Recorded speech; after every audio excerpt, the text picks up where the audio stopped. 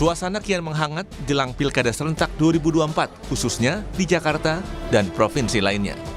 Partai Golkar, sebagai salah satu anggota koalisi Indonesia Maju, menyodorkan putra bungsu Presiden Joko Widodo sekaligus Ketua Umum PSI, Kaisang Pangarep, maju di Pilgub Jakarta. Golkar juga menyodorkan nama pengusaha Yusuf Hamka sebagai bakal cawagup mendampingi Kaisang.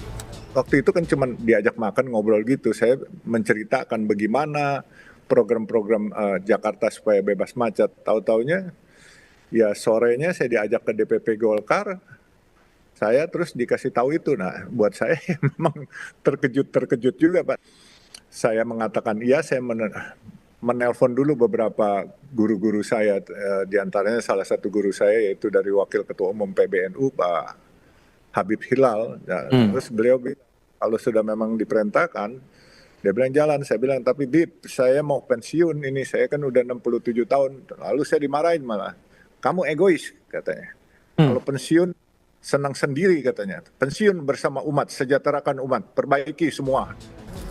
Partai Solidaritas Indonesia (PSI) menyebut belum ada kesepakatan antara PSI dan Partai Golkar untuk bersama-sama mengusung Kaisang Pangarep dan Yusuf Hamka pada Pilgub Jakarta 2024. Bahwa dalam pertemuan tersebut tidak ada kesepakatan di antara kedua partai untuk bersama mengusung Mas Ketum dan Pak Yusuf Hamka.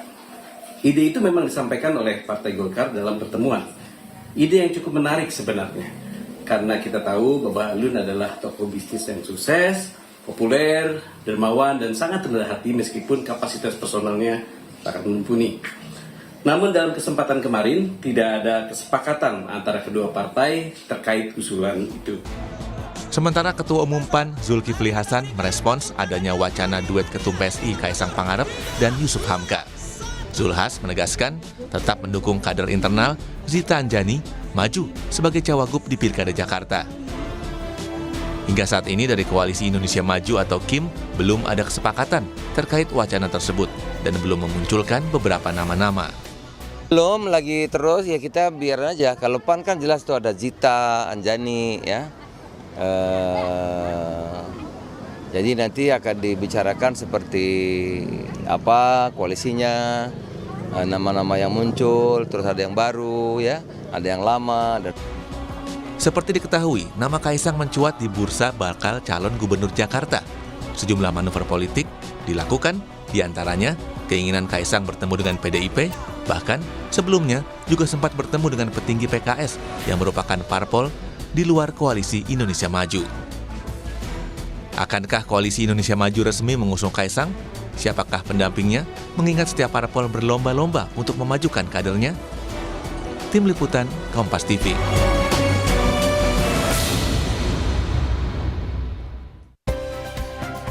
Saudara, jelang Pilkada serentak 2024, partai yang tergabung dalam Koalisi Indonesia Maju berlomba-lomba menyodorkan kader dan kandidat bakal calon gubernur dan wakil gubernurnya masing-masing. Partai Golkar, saudara, menyodorkan nama Yusuf Hamka untuk mendampingi Kaisang Pangarep. Sementara dari Partai Amanat Nasional sendiri menginginkan nama Zita Anjani yang mendampingi Kaisang. Lalu benarkah Koalisi Indonesia Maju ini tak lagi solid dan terancam bubar di Pilkada? Kami akan membahasnya dengan sejumlah narasumber.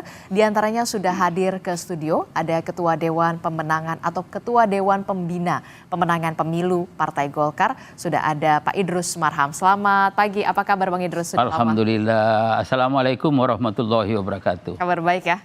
Harus baik. Kemudian ada melalui sambungan Zoom, ada Wakil Ketua Umum Partai Amanat Nasional, ada Mas Viva Yoga Mauladi. Selamat pagi, Assalamualaikum Mas Viva. Assalamualaikum Mbak. Ya. Kemudian ada juru bicara Partai Keadilan Sejahtera, ada Kang Pipin Sopian. Assalamualaikum Kang Pipin. Waalaikumsalam Mbak Adisti, Bang Idrus, Mas Viva, Mas Umam. Waalaikumsalam warahmatullahi wabarakatuh. Dan kemudian ada pakar komunikasi politik sekaligus Direktur Indo Strategik Ahmad Khairul Umam. Selamat pagi Mas Umam. Selamat pagi Mbak Adisti, Assalamualaikum semuanya. Iya, kita masih membahas soal pilkada ini yang semakin dekat begitu ya. Apalagi kalau kita lihat Koalisi Indonesia Maju tampaknya masih punya ego sektoralnya masing-masing. Bang Idrus, salah satunya Partai Golkar yang menginginkan nama Yusuf Hamka, kemudian RK tetap di Pilkada Jabar, kemudian ada juga Partai Amanat Nasional yang tetap memajukan nama Zita Anjani. Sebenarnya kalau dikatakan ini Koalisi Indonesia Maju sebenarnya masih solid nggak sih untuk Pilkada ini? Jadi begini Mbak Aristia, jadi dalam dunia politik praktis itu selalu ada simulasi. Karena tujuan kita untuk menghadapi pilkada itu dalam dunia politik praktis kan kita ingin memenangkan pertarungan itu. Nah dalam rangka untuk memenangkan pertarungan itu kan kita mensimulasikan ya termasuk calon-calon yang ada dan tentu kontrolnya ada pada survei-survei yang ada.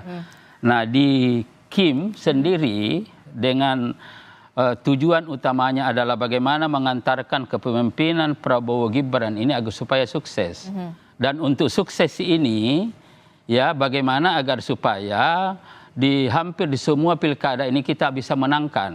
Jadi pilkada gubernur ada 38, kemudian pilkada kabupaten kota 500 sekian. Itu mestinya kita menangkan ya, utamanya tadi katakan Mbak Risti itu termasuk wilayah-wilayah strategis. Ya, termasuk wilayah-wilayah strategis. Dan untuk memenangkan itu maka kita harus solid. Tetapi sebuah realitas politik juga kita harus hadapi bahwa di dalam menghadapi pilkada ini kan ada banyak kepentingan. Ada kepentingan Kim terkait dengan kesuksesan kepemimpinan Prabowo Gibran dan juga bagaimana desain politik ke depan.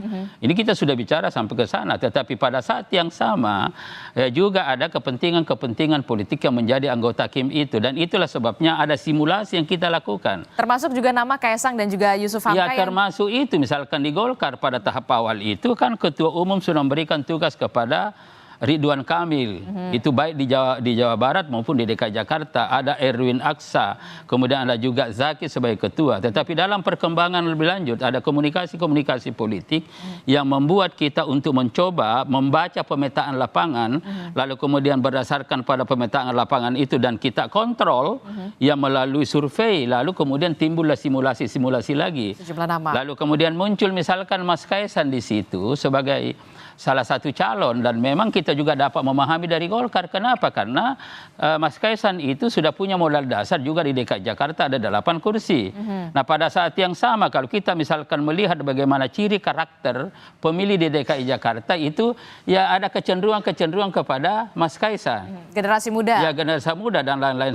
Sementara misalkan Yusuf Hamka kenapa itu muncul? Karena kita akan membaca proyeksi ke depan. Misalkan pada gilirannya nanti ini adalah persiapan untuk menghadapi perubahan posisi DKI Jakarta yang kalau kita melihat di dunia ini ada beberapa daerah misalkan di Afrika misalkan di situ ada Johannesburg misalkan kemudian ada Pretoria kemudian ada Cape Town berarti kan proyeksi sini adalah daerah perdagangan daerah industri pusat bisnis. Dan ciri karakternya Yusuf Hamka itu sangat memenuhi itu. Lebih daripada itu, Yusuf Hamka sebagai anggota dan pimpinan Partai Golkar itu betul-betul telah melakukan ciri karakter Partai Golkar yaitu doktrin karya kekaryaan. Jadi ini yang dilakukan oleh Pak Yusuf Hamka selama ini dan kita tahu di mana-mana pembagian nasi yang gratis dan lain-lain sebagainya ini kan luar biasa. Dan sudah dilakukan sejak lama. Sudah dilakukan dan itulah muncul ini. Nah tentu semua nanti akan berakhir pada bagaimana rapat Kim. Rapat koordinasi Kim final dan sebelum itu Partai Golkar tetap konsisten ngontrol melalui survei. Jadi ini kita masih akan lakukan survei lagi ini. Tapi kalau dikatakan begini, Golkar maunya memajukan nama Kaesang dan juga Yusuf Hamka ini untuk Pilkada Jakarta agar nama Ridwan Kamil tetap menang di Pilkada Jabar. Jawaban Anda? Kalau itu yang saya katakan tanpa mendahului ketentuan Allah, takdir Allah, ya kalau kita hitung-hitungan di atas kertas ya memang Ridwan Kamil di sana saya kira sudah punya prestasi, komunikasi sosialnya cukup bagus, lalu kemudian ditandai dengan elektabilitas yang tinggi dan juga dukungan dari berbagai kelompok masyarakat, ya elit-elit dan juga masyarakat seperti apa. Saya kira memang seperti itu ya. Ini semua ya. Kita realistis saja. Dengan demikian maka modal dasar untuk Kim, kemenangan Golkar juga adalah kemenangan Kim. Dan itulah sebabnya kita juga berharap di mana-mana sepanjang prosesnya sudah kita lakukan dan setiap partai anggota Kim itu punya hak untuk mengajukan anggota masing-masing dan setelah itu nanti kita lakukan rapat berkoordinasi dengan membaca, kita ingin menang. Oke. Bukan hanya sekadar ingin mencalonkan, tetapi kita ingin menang. Dan salah satu faktor kemenangan utama itu adalah soliditas, efektivitas kerja, dan produktivitas kerja daripada Kim itu betul-betul dapat memberikan kontribusi besar untuk kemenangan pilkada itu. Oke, termasuk juga Partai Golkar ingin menang juga di Jakarta dan juga di Jawa Barat. Realistisnya kalau RK memang menangnya di Jawa Barat. Di Jawa Barat. Oke, ya. saya ke Mas Viva. Mas Viva, ini kalau kita melihat ya, Partai Amanat Nasional juga tampaknya masih kekeh begitu memajukan kader internalnya. Ada nama Zita Anjani yang kemudian juga sudah disodorkan untuk mendampingi Kaisang Pangarep. Nah, apa ini? Sudah ada titik temu nggak sih sebenarnya Koalisi Indonesia Maju nantinya akan finalnya mengusung siapa di Pilkada Jakarta? Prinsipnya Mbak, bahwa konfigurasi politik nasional pada saat Pilpres itu ada yang sama, ada yang berbeda dengan pilkada di beberapa daerah. Jadi kami dari Koalisi Indonesia Maju dalam Pilpres ini berkeinginan agar dalam pilkada ini juga bisa bersama-sama. Tapi dalam realitas politik menunjukkan bahwa tidak seluruh daerah itu Koalisi Indonesia Maju bisa bersatu padu karena tergantung kepada konfigurasi politik daerah yang berbeda atau tidak sama dengan konfigurasi politik nasional. Ada beberapa yang sama kita berkomitmen, misalnya di Jawa Timur, kita satu pasangan calon, kemudian di Jawa Tengah. Nah, yang kita masih dalam proses komunikasi adalah di daerah khusus Jakarta dan di Jawa Barat. Jadi beberapa hal yang berkaitan dengan pilkada itu kita lebih mengedepankan pada soliditas Kim, tapi kalau kemudian berbeda, tidak sama pilihan pasangan calon, ya kita sama-sama bisa saling memahami. Jadi dalam konteks seperti itulah kita menginginkan bahwa proses pilkada ini adalah melanjutkan proses transformasi bangsa setelah pemilu presiden. Kita menginginkan pemimpin-pemimpin daerah yang melanjutkan proses untuk bisa membawa daerah ini ke depan secara lebih eskalatif. Tapi begini Mas Viva, kalau kita lihat kan line up-nya Koalisi Indonesia Maju tampaknya ingin nama Kaisang ini sebagai calon gubernur, sementara untuk calon wakil gubernurnya kalau dari Partai Golkar sudah ada nama Yusuf Hamka, kemudian dari Partai Amanat Nasional sudah ada Zita Anjani.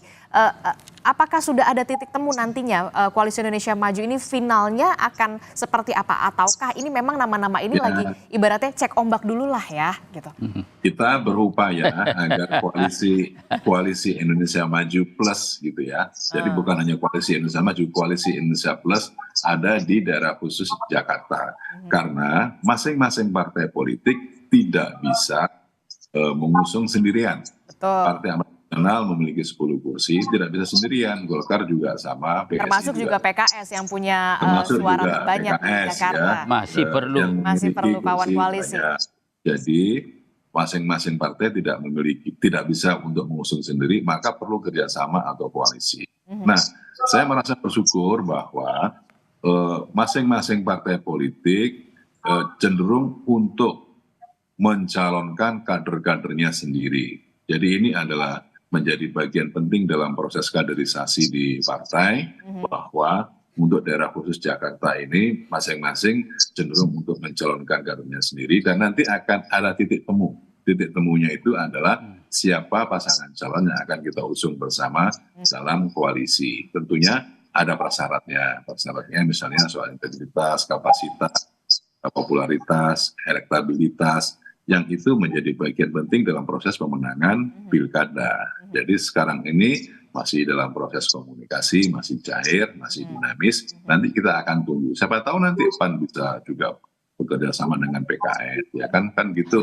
Jadi bagian penting dalam proses untuk berdemokrasi. Kenapa Anda tiba-tiba ngomong begitu? Karena memang pada saat itu Mas Kaisang juga sempat bermanuver untuk sowan ke Partai Keadilan Sejahtera. Betulkah begitu, Kang Pipin?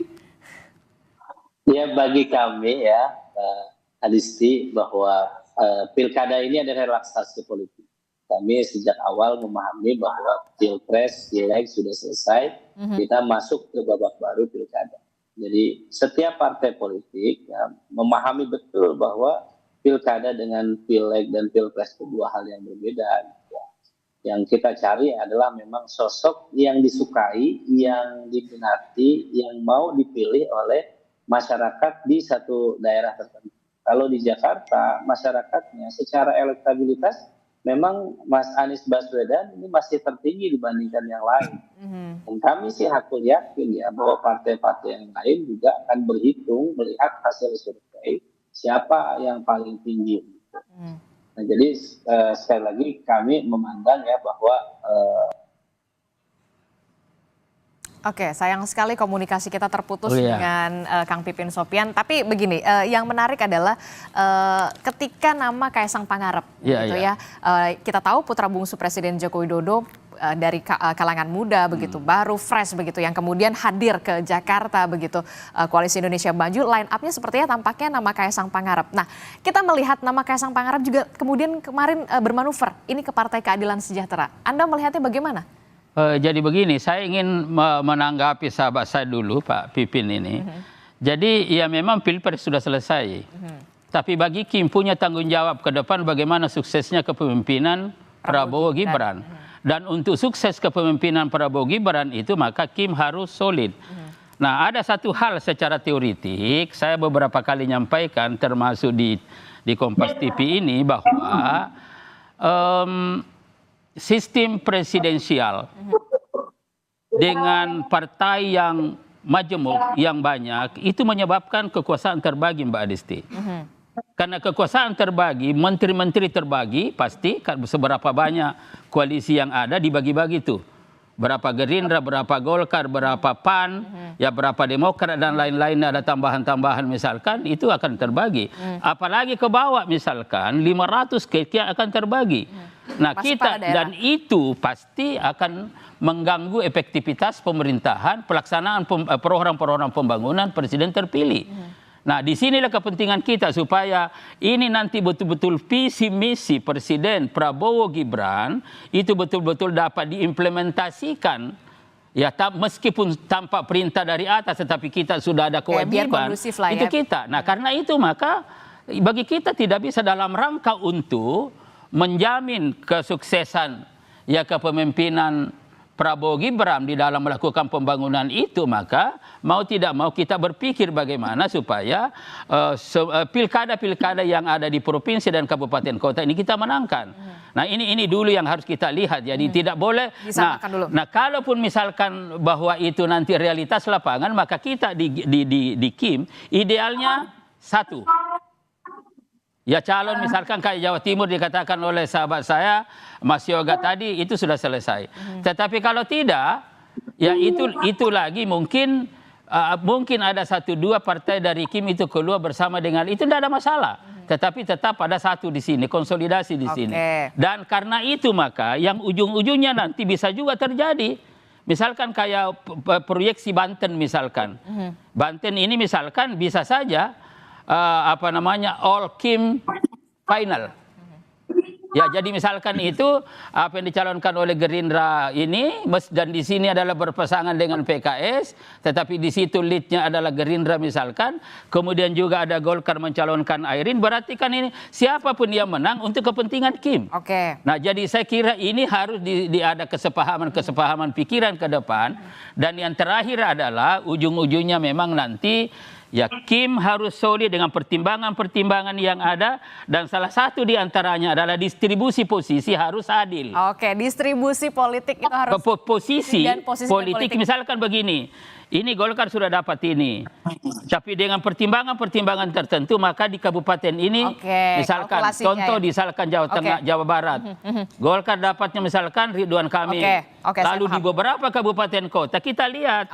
Nah, tidak boleh Golkar ingin juga mendominasi keseluruhan itu tanpa memperhatikan distribusi posisi kader-kader Kim yang ada.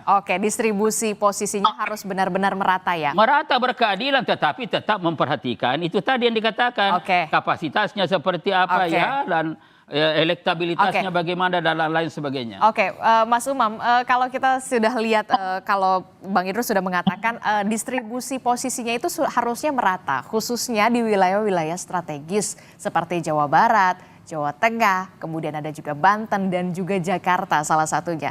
Nah, inilah yang kemudian harus solid kan sepertinya. Nah, Anda melihatnya bagaimana kondisi Koalisi Indonesia Maju saat ini, Mas Umam?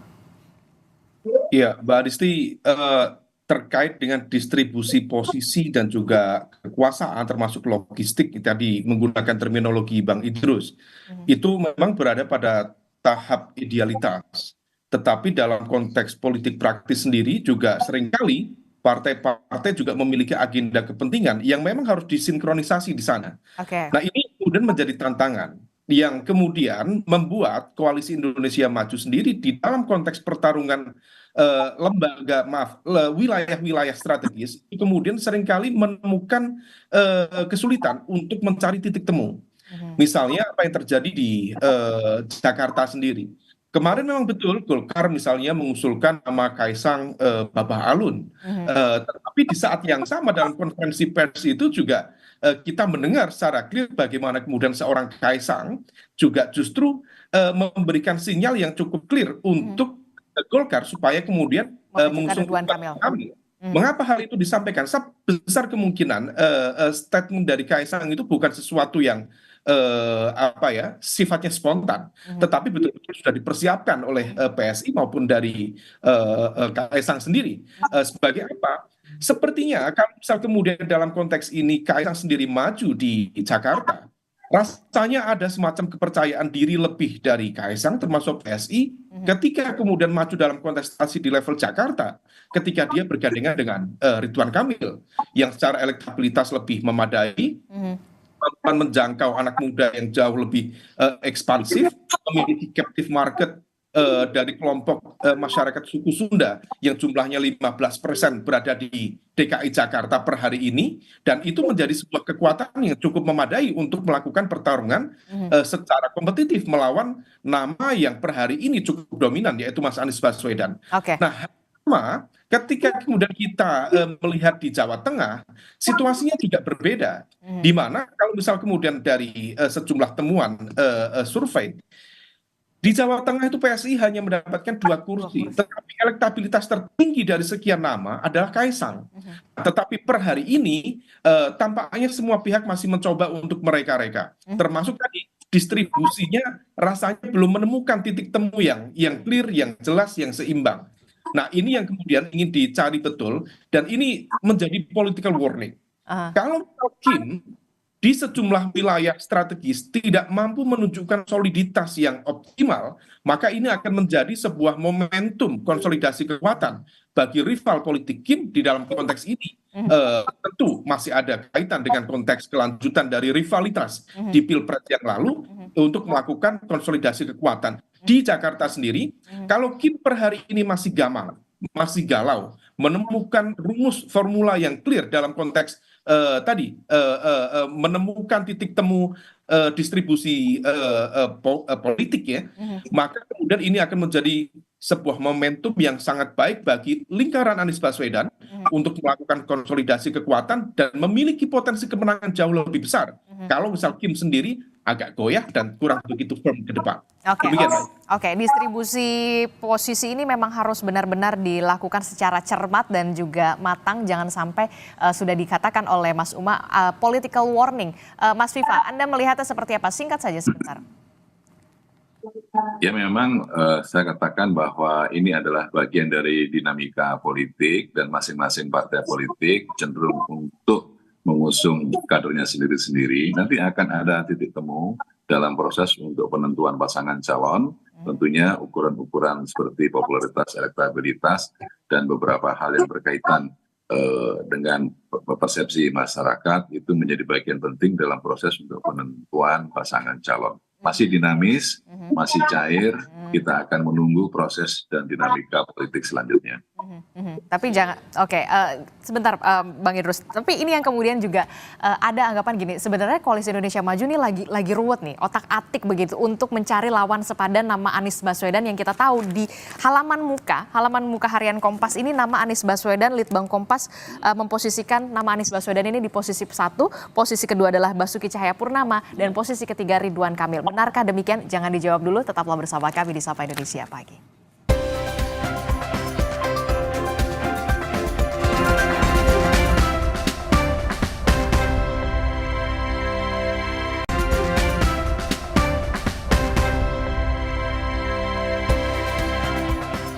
Terima kasih Anda masih bersama kami di Sapa Indonesia Pagi. Saudara masih membahas apakah di Pilkada ini Koalisi Indonesia Maju itu masih solid begitu. Khususnya untuk Pilkada Jakarta karena kita tahu partai politik yang tergabung di Koalisi Indonesia Maju semuanya ingin kadernya ini menjadi cagup ataupun cawagup. Kita masih membahasnya dari Partai Golkar ada Pak Idrus Marham, kemudian dari Partai Amanat Nasional ada Mas Viva Yoga, kemudian dari PKS sendiri ada Kang Pipin dan juga Mas Umam. Masih melanjutkan perbincangan kita. Kalau kita melihat begitu ya, tampaknya Koalisi Indonesia Maju ini masih otak-atik, masih cek ombak, masih melihat survei dan segala macamnya. Untuk mencari lawan yang sepadan dari nama Anies Baswedan. Dan hari ini harian Kompas ini memasukkan nama Anies Baswedan di posisi pertama dalam Litbang Kompas, kemudian di posisi kedua ada Basuki Cahayapurnama, bahkan ada headline-nya adalah celah peluang dalam 2 sosok. Ada nama Anies Baswedan dan juga Basuki Cahayapurnama. Saya ingin meminta dulu deh respon dari Partai Keadilan Sejahtera yang sudah mengusung nama Anies Baswedan dan juga Sohibul Iman Aman. Anda melihatnya bagaimana? Ini tampaknya rival Anda Koalisi Indonesia Maju ini masih otak-atik nih untuk mencari lawan yang sepadan melawan Anies Baswedan. Kang Pipin. Ya tentu kami, ini kesempatan buat kami ya ketika memang yang lain belum ada calon yang fix yang pasti, maka kami saat ini sudah membawa nama Anies Sohibul Iman ke masyarakat door to door untuk menaikkan elektabilitas. Kalau saat ini memang masih nomor 1, ada range-nya antara 30, ada yang survei mencapai lebih dari 40, ada yang kalau head to head itu bisa lebih dari 50%.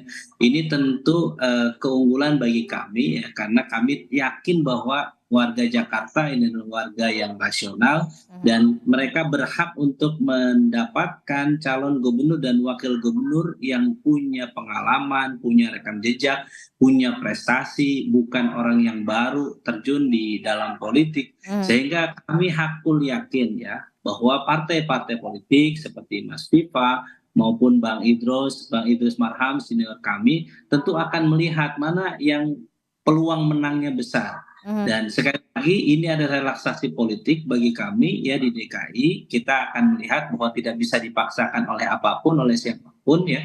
Kami yang penting bagi kami, bagi PKS adalah berikan lapangan yang datar bagi siapapun. Pelajaran Pilpres ya, pemilu kemarin, jangan sampai politisasi bansos, politisasi aparat terjadi kembali di pilkada. Ini sudah di warning oleh MK dan KPK.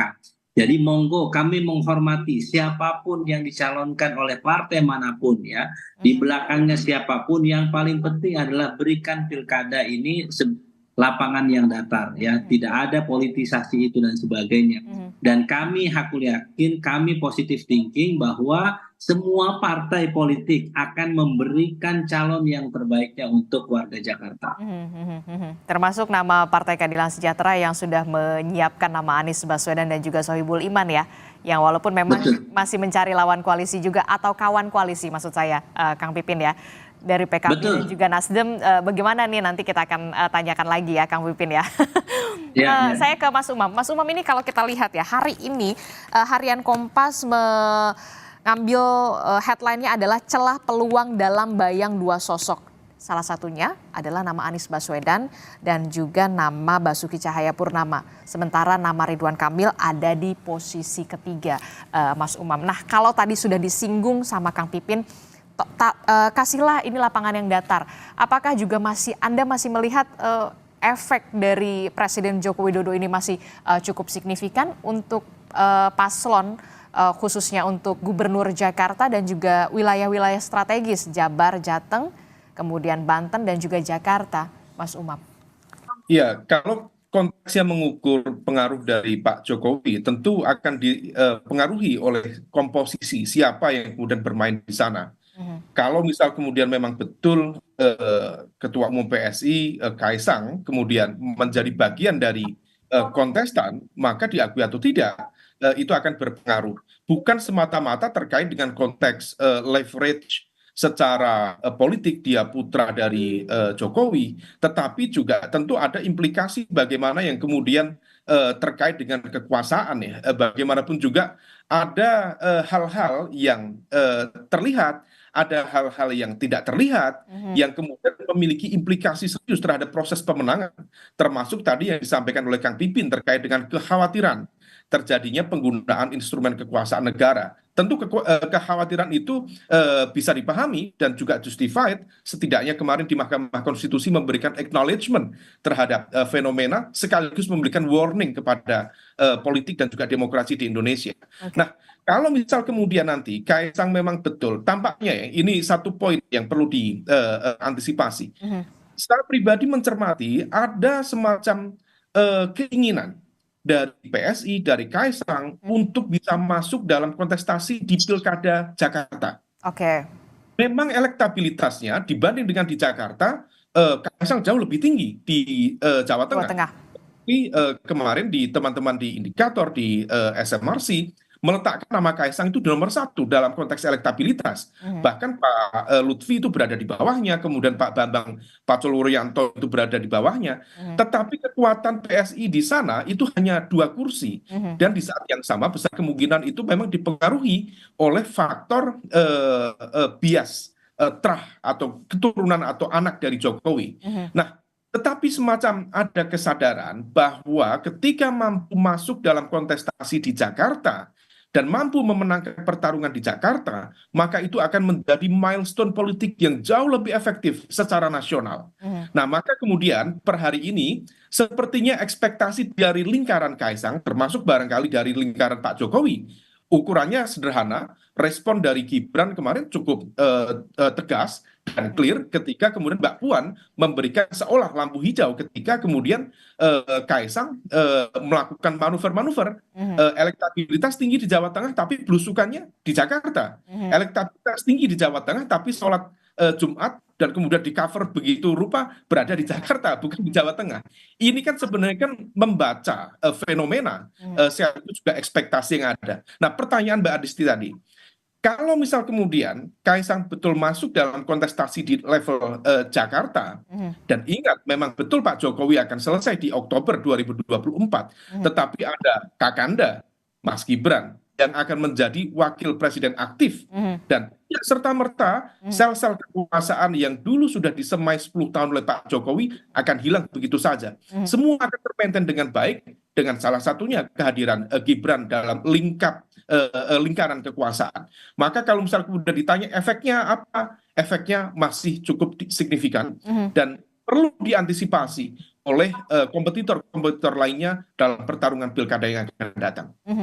Harus cukup diantisipasi karena efek Jokowi ini masih cukup signifikan terasa di pilkada, khususnya di pilkada Jakarta begitu. Kang Pipin, respon Anda singkat saja. Ya tentu kita memahami itu ya, makanya bagi kita sekali lagi ketika ada pasangan calon, ketika Mas Anies besar, Mas Anies tinggi elektabilitasnya, dan kemudian teman-teman ada yang sudah mencalonkan calon yang lain, bagi kami ini adalah anugerah demokrasi. Karena di beberapa daerah ketika calon itu elektabilitasnya terlalu tinggi, maka biasanya calon itu melawan kota kosong. Jadi bagi kami ini sehat bagi demokrasi. Yang paling penting adalah level kedua sehat demokrasi adalah kita fair play. Bagi siapapun ya, kami berharap fair play ini menjadi prinsip kita dalam bertanding, dan ketika pengaruh siapapun ya boleh-boleh saja, sah-sah saja ketika memang tadi aturan mainnya. Kita berharap bahwa rakyat Jakarta diberikan suguhan pertandingan pilkada ini secara sehat ya, mereka diberikan pilihan secara rasional, diberikan kesempatan untuk mendapatkan calon gubernur dan calon wakil gubernur yang memiliki rekam jejak yang baik, rekam gagasan yang baik, dan rekam prestasi yang baik, sehingga Jakarta ke depan pasca tidak menjadi ibu kota, menjadi kota pusat ekonomi yang lebih maju di bawah kepemimpinan gubernur dan wakil gubernur yang punya pengalaman panjang, punya rekam jejak yang baik untuk memimpin Jakarta ke depan. Oke. Saya ke Mas Viva. Mas Viva, ini kan tadi sudah juga disinggung sama Bang Idrus ya, soal distribusi posisi begitu ya, utamanya di wilayah-wilayah strategis di Indonesia, supaya ya bisa dikatakanlah pemerintahan dari Prabowo Gibran ini berlangsung secara kondusif dan juga mulus lah ya begitu ya, karena ada dukungan dari wilayah-wilayah strategis ini. Nah, kalau kemudian nama Zita Anjani dari Partai Amanat Nasional ini belum terpilih lah istilahnya begitu ya untuk Pilkada Jakarta untuk di posisi Cawagup, legowo kah? Ya kan ini masih proses Mbak. Jadi untuk bakal calon siapa yang maju itu belum ada keputusan resmi dari partai-partai politik, kecuali dari PKS sudah mendorong Mas Anies. Dan nanti kan PKS juga tidak bisa sendirian, harus bekerja sama atau koalisi dengan partai politik yang lain. Elektabilitas itu seperti cermin ya, pada hari ini pada waktu tertentu itu bisa berubah untuk seminggu sebulan ke depan. Jadi oleh karena itu kita akan terus mendalami proses dan dinamika politik di Pilkada Daerah Khusus Jakarta, dan kita akan mengetahui siapa nama-nama yang secara resmi nanti akan dicalonkan oleh masing-masing partai yang memiliki kursi. Kalau dari Partai Amanat Nasional saat ini masih tetap untuk mendorong Mbak Zita Anjani sebagai bakal calon wakil gubernur. Nanti akan kita lihat untuk proses dan perkembangan selanjutnya. Jadi bukan soal legowo atau tidak legowo, karena ini belum ada penentuan secara resmi nama-nama yang akan diusung. Bisa saja nanti Golkar juga akan berubah lagi, kan bisa. Kemarin Ridwan Kamil, sekarang Yusuf Hamka, nanti Idrus Marham, kan bisa juga begitu kan. Bisa saja berubah, bahkan tidak hanya Partai Amanat Nasional tapi juga Partai Golkar. Nah, kita melihat hari ini Bang Idrus di Harian Kompas, celah peluang dalam bayang dua sosok, yakni ada nama Basuki Cahayapurnama di urutan kedua dan nama Anies Baswedan yang kita tidak bisa tutup mata ya, Bang Idrus. Nah, sementara nama kader Anda begitu, Ridwan Kamil di posisi ketiga. Pak Adisti, begini, yang namanya survei itu saya kira Mas Hairul Umam tahu persis, dan juga saya dari LIPI peneliti, jadi saya tahu persis bahwa yang namanya survei itu adalah memotret hari ini. Dan dalam dunia politik praktis, dukungan politik itu changeable, berubah-ubah dan lain-lain sebagainya. Dan karena itu, ya kami terima kasih, karena begitu diumumkan namanya Mas Kaisang, dan juga nama-nama lain itu langsung dibahas. Berarti dengan pembahasan ini secara tidak langsung sudah mensosialisasikan sedemikian rupa nama-nama yang kita itu, dan itu luar biasa. Nah, tapi ada satu hal Adistian, saya ingin sampaikan bahwa di Kim, kalau misalkan di sini bahwa ada pecah, sama sekali tidak, karena memang begini. Prinsip Kim dalam mengambil keputusan itu adalah berdebat di dalam proses apapun. Kita tidak ingin berdebat setelah hasil. Karena setelah hasil itu ada saling menyalahkan. Jadi kita ingin pada tahap awal kita berdebat, kita ada gesekan, ada apa. Sehingga padahal kan tidak, itu adalah sebuah proses. Dan disitulah hak partai-partai yang menjadi anggota Kim untuk menyampaikan pandangan-pandangannya yang wujudnya ada pada mengusulkan calon masing-masing. Dari kader masing-masing. Nah, Golkar, PAN, Demokrat, Gerindra punya hak untuk itu. Nah, tetapi ada satu hal saya kira yang perlu tadi saya tanggapi dengan saudara Hairul Umam, saya kira menarik. Apa itu? Bahwa faktor kemenangan itu tidak hanya satu. Ada karena memang ini kan kontestasi ketokohan, Mbak Adisti. Ya, jadi ada Mas Anies, kemudian ada Mas Ahok, kemudian ada Mas Ridwan, lalu terakhir ada Mas Kaisang dan lain-lain. So ini kan ini kontestasi individu. Tetapi juga peran institusi partai juga cukup besar. Karena bisa saja ini yang memiliki jaringan sedemikian rupa. Dan ada faktor lain tadi, di luar itu, kata Mas Hairul Umam bahwa ada faktor misalkan seberapa jauh misalkan pengaruh Jokowi. Itu Dan yang buat- apakah nanti masih berpengaruh ke depan. Nah tentu nanti pengaruh-pengaruh yang kita inginkan di sini adalah pengaruh dalam perspektif politik. Tidak lagi menimbulkan kecurigaan-kecurigaan dari yang lain. Bahwa ini nanti memanfaatkan lagi bansos, memanfaatkan lagi. Dan pada saat pemilu di pilkada dilakukan, Pak Jokowi tidak lagi menjabat sebagai presiden. Nah artinya itu sudah tidak mungkin. Dan kalaupun itu dilakukan kan itu sama dengan bunuh diri Kim. Dan saya punya keyakinan itu tidak. Jadi ini harus kita lihat. Jadi proses pengambilan keputusan, pada proses kita berdebat habis-habisan. Oke. Tetapi pada akhirnya satu. Setelah diambil keputusan, bahwa ini adalah Kim dan ini dengan parameter yang ada yang menjadi dasar menentukan kebijakan itu, kita dukung sepenuhnya. Oke, Kang Pipin, silahkan respon Anda. Kalau misalkan nanti ada faktor eksternal dan juga internal, termasuk juga efek Jokowi, sudah dikatakan soal bansos ini sudah tidak lagi menjabat sebenarnya Presiden Joko Widodo ini. Ya tentu itu harapan kita semua ya, bagi kita siapapun nanti yang diusung oleh Kim ya dan oleh yang kemarin menang Pilpres, tentu kami positive thinking.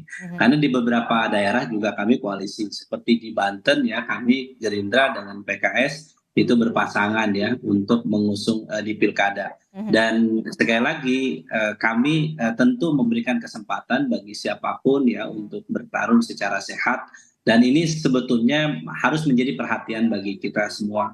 Ketika kita memilih pemimpin, maka kita harus mendengarkan juga bagaimana catatan-catatan pertarungan di waktu kemarin ketika di sidang MK maupun saran dari KPK ya terkait dengan catatan-catatan kemarin sehingga tidak terulang kembali.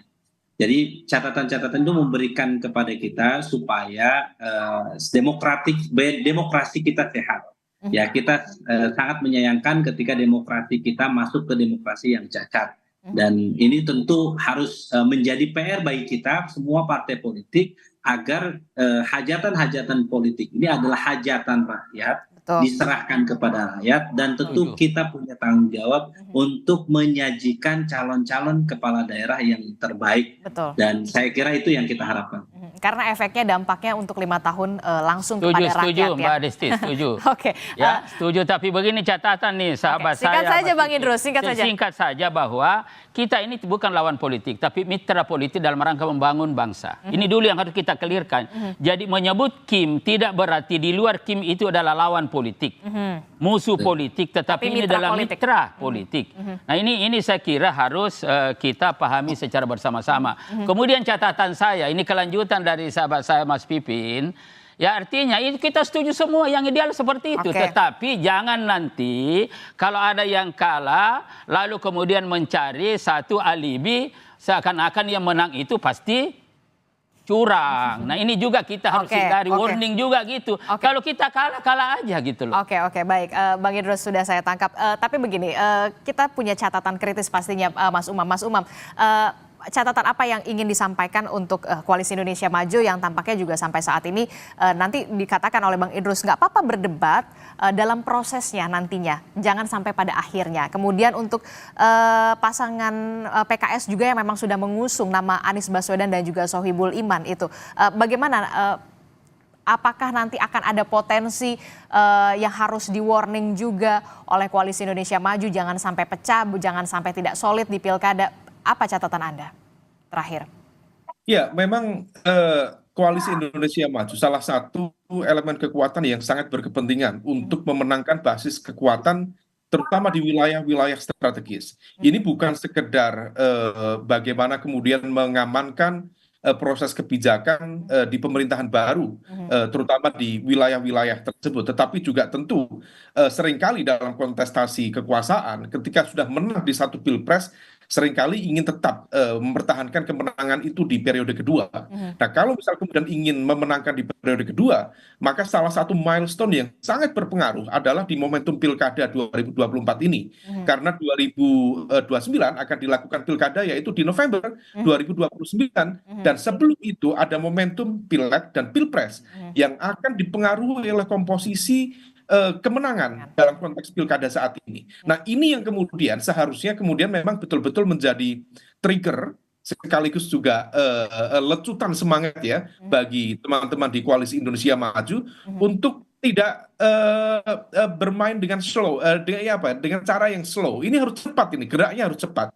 Meskipun realitasnya tadi yang dalam terminologi Bang Idrus, distribusi posisi itu tidak mudah. Kalau terdistribusi secara merata, tentu Golkar tidak akan mendapatkan 109 kursi, semuanya jumlahnya akan sama. Nah, ini yang kemudian ada elite contestation di dalam koalisi besar, di Koalisi Indonesia Maju yang harus diantisipasi betul. Dan ingat, semakin tidak solid Koalisi Indonesia Maju, disitulah momentum terbesar bagi kompetitor yang lain, dalam konteks Jakarta adalah bagi lingkar dekat Anies Baswedan untuk mengkonsolidasikan kekuatan politiknya secara lebih efektif dan melakukan ekspansi secara elektoral, terutama di wilayah-wilayah yang tadi tidak begitu kuat seperti Jakarta Utara, Jakarta Barat, dan lain sebagainya. Nah, ini yang kemudian harus diantisipasi. Kalau misalnya sudah tidak mampu mengantisipasi itu, kalau misalnya kemudian juga sama, Anies Baswedan mendapatkan kesempatan kedua di Jakarta, maka ini akan menjadi potential challenger. Sekaligus juga dalam konteks politik, potential threat, ancaman politik yang barangkali bisa mengkonsolidasikan kekuatan untuk menjadi penantang yang tangguh dalam pemilu dan juga Pilpres di 2029 yang akan datang. Oke, kita akan nantikan bagaimana apakah nama Anies Baswedan ini punya kesempatan kedua untuk memimpin Jakarta untuk kedua kalinya, ataukah kemudian ada figur ataupun sosok baru yang kemudian akan memimpin Jakarta yang kita tahu warganya memang realistis. Terima kasih sudah bergabung bersama kami, Mas Umam. Terima kasih, kemudian ada Kang Pipin, terima kasih, ada Mas Viva Yoga juga, terima kasih sudah bersama kami. Dan terakhir Bang Idrus, terima kasih juga sudah mampir ke studio Kompas TV. Sehat selalu. Assalamualaikum semuanya. Assalamualaikum warahmatullahi wabarakatuh. Selamat pagi, sehat-sehat selalu Bapak-Bapak.